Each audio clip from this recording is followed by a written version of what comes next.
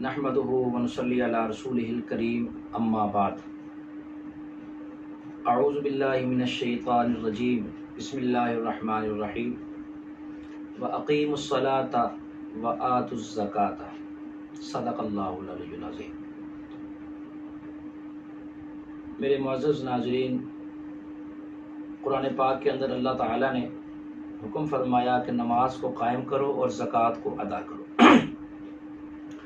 तो जहाँ नमाज को कायम करने का हुक्म आया है, वहीं पर ही ज़कात को भी अदा करने का हुक्म आया है।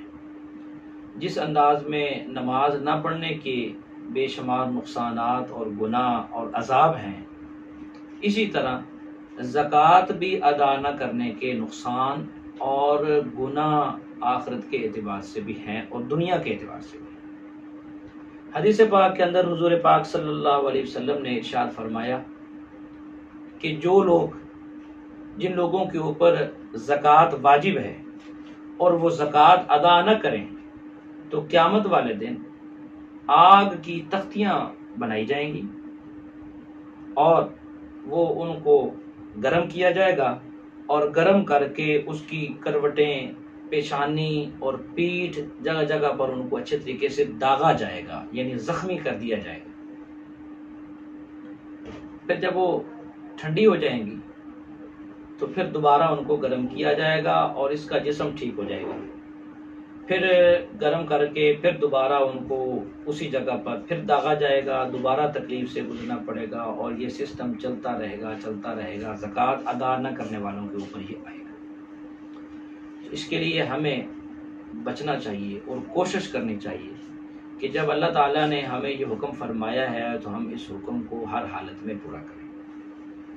एक और हदीस पाक के अंदर भी हुजूर पाक सल्लल्लाहु अलैहि वसल्लम ने इरशाद फरमाया कि जो आदमी ज़कात अदा नहीं करेगा, क़यामत वाले दिन एक बहुत बड़ा जहरीला सांप उसके ऊपर मुसल्लत होगा और जो उसको अपने जो है वो लपेट में ले लेगा, पूरे जिस्म को अपनी लपेट में ले लेगा और फिर वो इसको डसेगा और इंतहाई जहरीला किस्म का क्योंकि वो जानवर होगा तो बार बार डसेगा। फिर इसकी तबीयत ठीक हो जाएगी, फिर डसेगा, फिर तकलीफ होगी, फिर ठीक हो जाएगा, फिर डसेगा और ये कहा जाएगा कि ये सजा है उस माल की वजह से कि जिस माल को तुमने अपने पास रखा हुआ था और उसकी ज़कात अदा नहीं करते थे।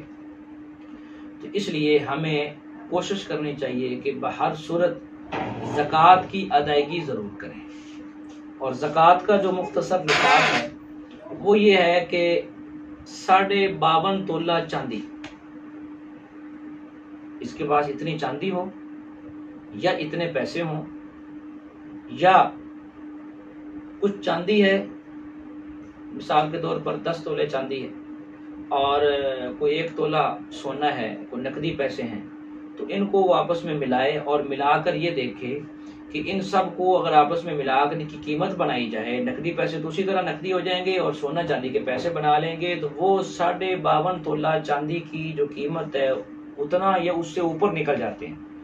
तो इस आदमी के पास ज़कात का निसाब मुकम्मल है तो इसको ज़कात अदा करनी चाहिए। अगर 52.5 तोला चांदी है या 7.5 तोला तो अपना सोना है, इनफरादी है, तो फिर उसके निसाब के एतबार से जो है वो ज़कात निकाली जाएगी।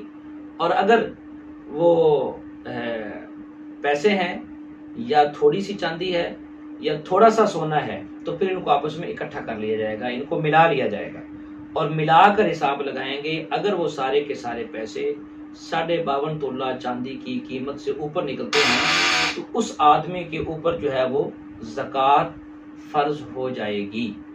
उसको हर सूरत के अंदर ज़कात अदा करनी चाहिए, इससे भागना नहीं चाहिए और इस ज़कात को अपने ऊपर बोझ नहीं समझना चाहिए कि ये पता नहीं मेरे ऊपर क्या मामला, ऐसा नहीं करना चाहिए, खुश दिली के साथ। तो ये ज़कात जो होती है ये माल का मैल होता है।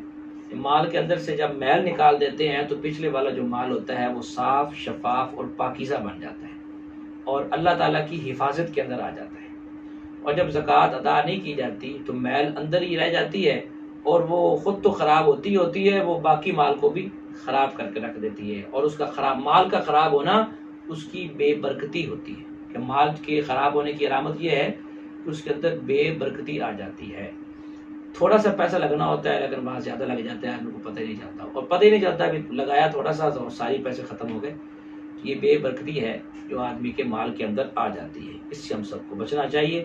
اللہ تعالی ہم سب کو عمل کرنے کی توفیق عطا فرمائے۔